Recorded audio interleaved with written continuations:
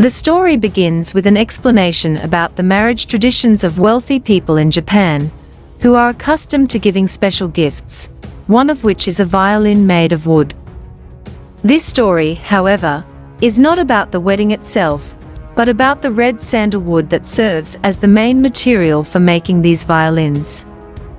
This wood is a rare and expensive type, priced at 4 lakh, or equivalent to 80 million rupiah, for a small piece, smuggled from a remote region in India.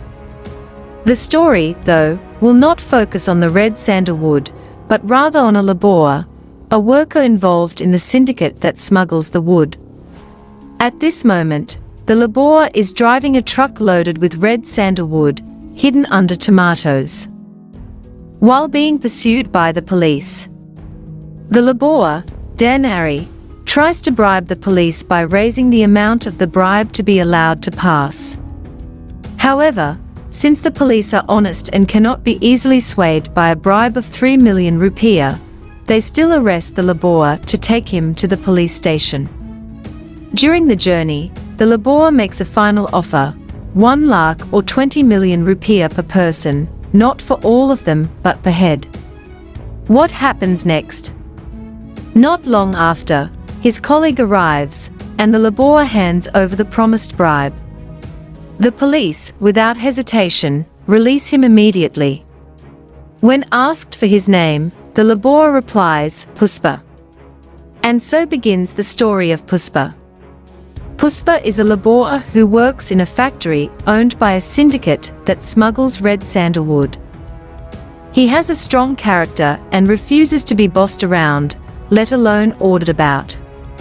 Even when the factory owner arrives, Puspa simply sits with one leg lifted, showing his defiance. This attitude attracts the attention of another worker, a new apprentice whom we'll call Samsul. After observing Puspa's behavior, Samsul decides to resign or withdraw from his current duties and willingly becomes one of Puspa's subordinates. After resigning from the timber factory, Puspa decided to join a group of loggers, with Samsul trailing closely behind him. Upon arriving at the forest where the red sandalwood grows, they didn't begin working immediately. Instead, they performed a small ritual to ensure the smoothness of their operation. Not long after, one of the guards informed them about the arrival of a police vehicle heading their way.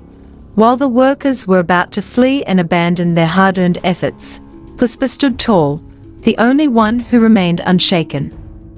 This was when he began to show his leadership, urging all the laborers to cooperate and execute an unconventional tactic. Enter Govinda, the head of the police. Known for being fierce, strict, ruthless, and highly resistant to small bribes. Because Puspa's employer hadn't paid Govinda his monthly fee, Govinda and his forces intended to seize all the evidence. Despite this intimidating presence, Puspa stood fearless, even when Govinda aimed his firearm at him. Since Govinda's men failed to find a single piece of evidence, he had no legal grounds to arrest anyone. Shortly after Govinda left, we finally learn where the red sandalwood had been hidden.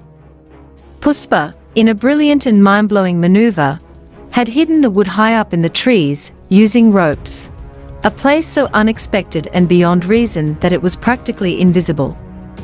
After lowering all the timber, Puspa and the laborers immediately handed it over to their employer, receiving an incredibly small payment compared to the high risk they had taken. However, Govinda returned with a larger force, and chaos ensued as the laborers mounted a fierce resistance.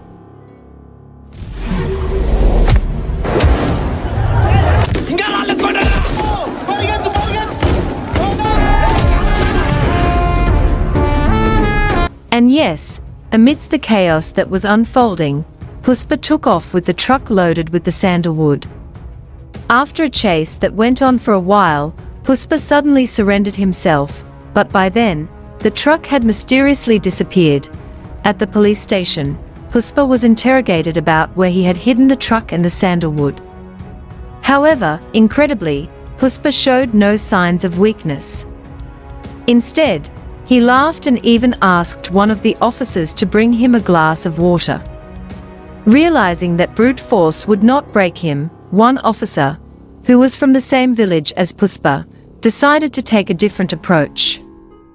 He brought up Puspa's past, reminding him that he was born to a mother without a husband, implying that he had no legitimate family name to carry on his lineage. Puspa was then taken to meet the Reddy brothers, a family known to be powerful buyers of sandalwood and part of a larger smuggling syndicate in India. The first brother, Jali Reddy, was a notorious figure, infamous for defiling nearly every beautiful village girl he desired. The second brother, Jaka Reddy, was considered the most intelligent of the three, ensuring their business ran smoothly. Lastly, there was the eldest brother, Konda Reddy, the most ruthless and violent of them all, never hesitating to commit acts of brutality, even murder, against anyone who dared to interfere with their operations, facing Jali and Jaka. Puspa, with surprising nonchalance, demanded 5 lakhs, around 500,000 rupees, if they wanted the sandalwood. Puspa was not the kind of man who could be easily intimidated, even by figures as imposing as the Reddy brothers. And guess what? Jali and Jaka agreed to his demand, and now, the big question is, where did Puspa hide the truck?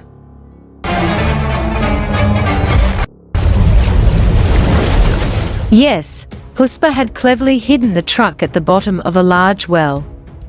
After receiving his payment, Puspa experienced a small insult when Jali threw the money at him, as if offering him nothing more than a ride home. Unwilling to let his pride be diminished, Puspa immediately bought a car identical to Jali's with the money he received. Not only did he take it home to give his mother a ride, but he also drove straight to the Reddy family estate to meet Konda, the eldest brother. Armed with nothing but his courage, intelligence, and negotiating skills, Puspa impressed Konda with his brilliant idea for transporting the red sandalwood without fear of being stopped by the police, modifying a milk truck and hiding the sandalwood underneath the cargo. After successfully passing through the police checkpoints, Puspa personally drove the truck to a temple to deliver milk to the local villagers. It was here, for the first time, that Puspa laid eyes on the woman who would one day become the mother of his children, Shriyali, or Shri, as we will call her, a beautiful young woman and the daughter of a laborer who also worked for the Reddy family. She immediately captured Puspa's heart at first sight. After hundreds of sandalwood logs passed through the local police undetected, the wood was not immediately shipped to the port. Instead, another individual took on the role of managing the next steps, Mangalam, a trader with significant connections to the port authorities. But as Mangalam departed, something buried beneath the earth was uncovered, Mangalam's own trusted associate, who had been caught skimming money from the operation, proving how ruthless and unfeeling Mangalam truly was.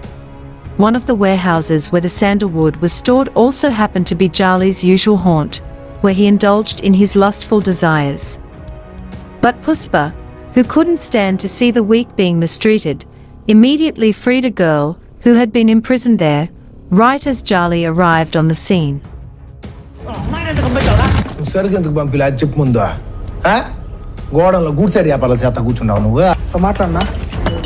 The eldest brother, Konda, called to inform Jali about the police heading towards the warehouse.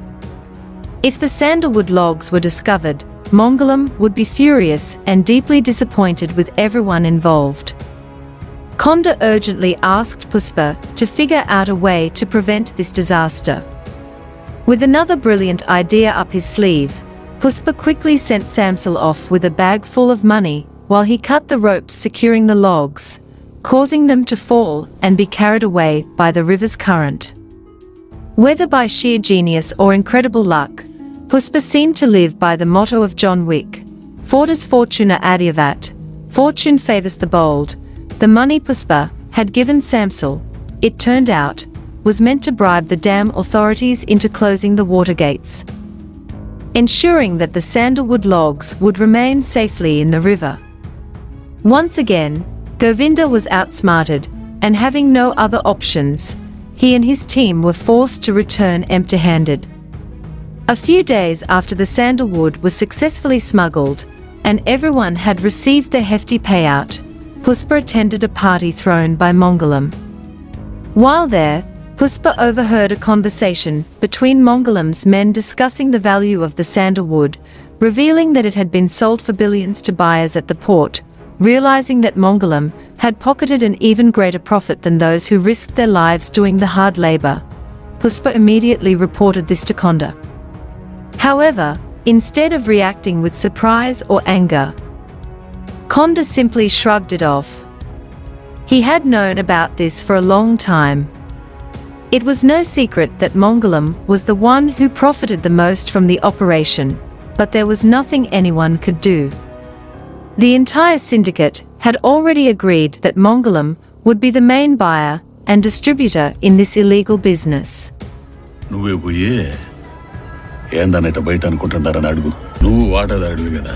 The next day, Puspa went to Mangalam's residence, just as Mangalam was making a call to the leader of the smuggling syndicate, who, surprisingly, was none other than a member of parliament, a politician who was supposed to represent the people's aspirations and oversee government operations.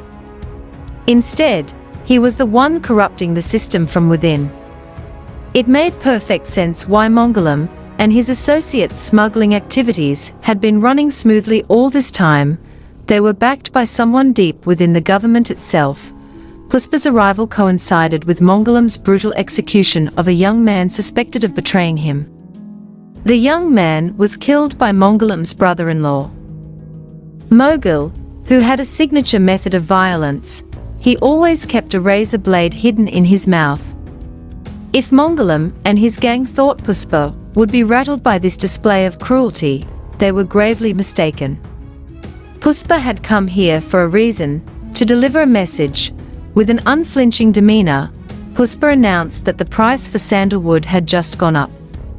What used to cost 100 million rupees per ton was now 1 crore, or over 200 million rupees. Mangalam and his men were absolutely shocked by Puspa's audacity. But Puspa didn't stop there.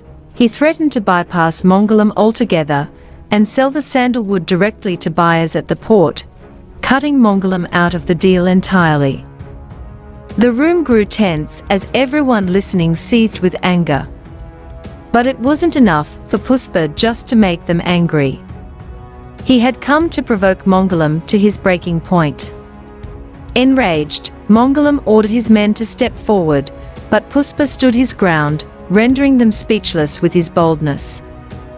That night, without wasting any time, Puspa went to the port to meet Murugan, a key buyer. After presenting him with a sample of the high-quality red sandalwood, Murugan quickly agreed to purchase everything Puspa had. Just as the transaction was finalized, Puspa called Konda to inform him of the new arrangement. From now on, they would sell their sandalwood directly to buyers at the port, leaving Mangalam out of the equation completely. That immediately made Konda and his younger brother, Jaka, furious.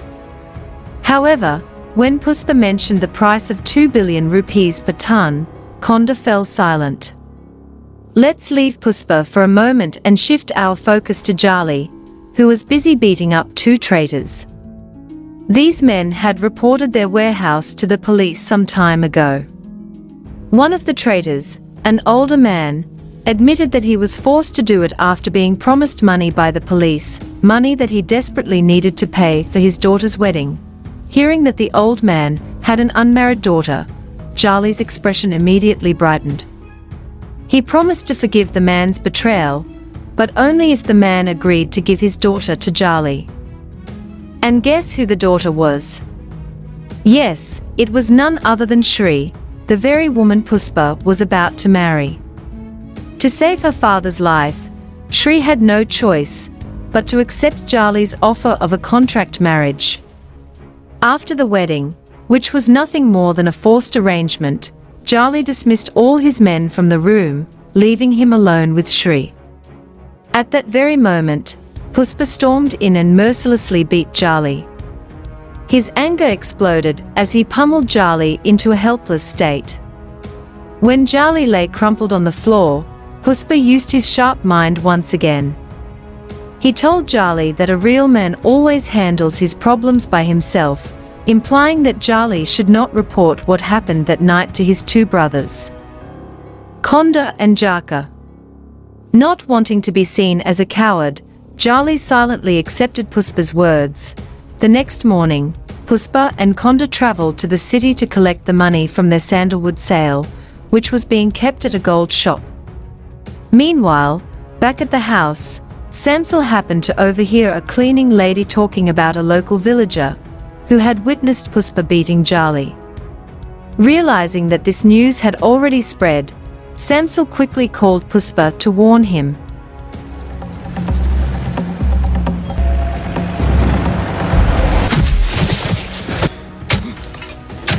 But yes, outside of the original plan, Konda had already heard the news that Puspa had beaten his youngest brother. With Puspa's head covered, ready for execution, he still managed to laugh in these crucial moments. Just as Konda was about to pull the trigger and shoot him, suddenly, Mogul and his men arrived in the nick of time. They launched an attack under direct orders from Mongolam, who was furious with the betrayal of the Reddy brothers. Puspa, always quick to seize an opportunity, took advantage of the chaos. Though his vision was still partially blocked, he fought back fiercely, instilling fear in his enemies. Shortly after, he managed to free himself from his bonds. And just then, Samsil arrived on a motorcycle, right on time. Meanwhile, Jaka, the last surviving member of the Reddy brothers, was about to be killed by Mogul. But after single-handedly taking down Mongolam's forces, Puspa chose to spare Mogul, Mongolam's brother-in-law.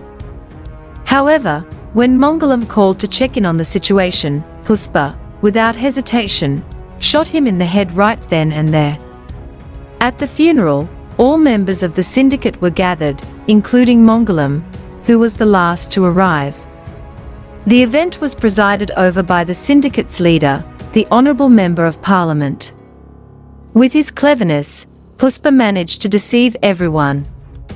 He made it seem like the reason he killed Mogul was simply an act of revenge for Konda, who had been killed earlier.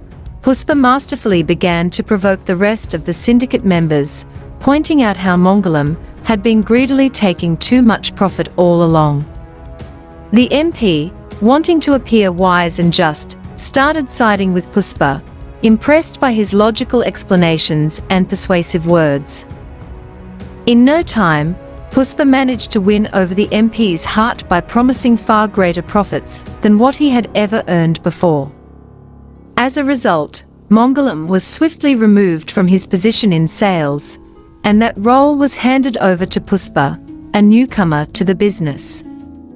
It didn't take long for Puspa to become an influential figure in the business, attracting attention in his area. Meanwhile, Mongolam's fate took a darker turn when his wife, Mogul's sister, nearly killed him using the same methods her brother often employed. Some time passed, and Puspa solidified his position as the boss, respected by everyone. Govinda, the head of the police, eventually resigned from his position. But this was only the beginning of the real problems. A new figure emerged, a new police chief named Banwar Singh Sekawat, known for his brutal and arrogant behavior, more ruthless than the criminals themselves. For the first time, Puspa met with Banwar Singh to introduce himself and offer the usual monthly allowance. However, unlike other officers, Banwar Singh did not accept it smoothly. In fact, he deliberately made things difficult for Puspa, even going as far as handcuffing him on charges of bribery. And guess what Banwar Singh wanted? Yes, Banwar Singh only demanded one thing: to be addressed as Sir when Puspa handed over the money. Unlike other officers who easily bowed down, Ban Warsing wanted more. He wanted respect. He wanted to be feared. He refused to be controlled, refused to be managed, and despised bending the knee to anyone. From that moment on, Ban Warsing would determine how much Puspa would have to prepare for the monthly payment.